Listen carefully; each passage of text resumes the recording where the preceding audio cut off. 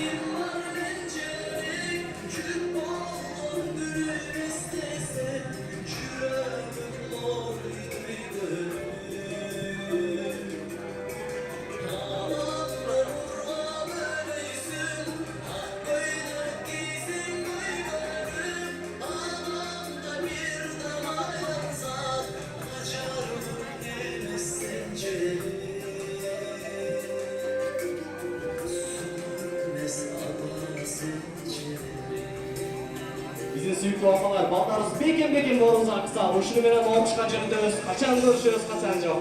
Бекен боруз аксалы келиңиздер.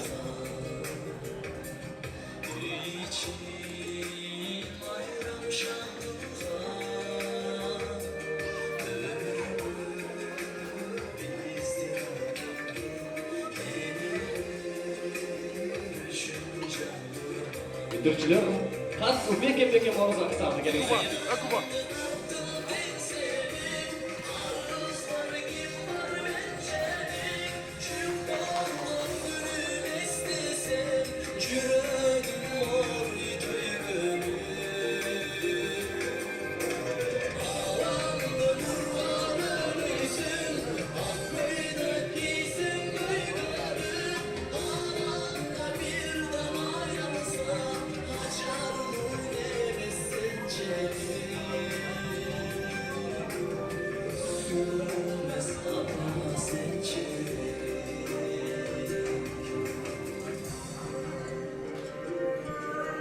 Бекен боруз аксып келиңиздер. Ушуну менен турмуштун дагы жолуна сапар алабыз. Бүтүрүүчүлөр, апаларыбыздан алыс болобуз. Бекен боруз аксалы келиңиздер. Өткөн күндөрдү эстелик, кечирим сурайлы. Ыраазчылык билдирет.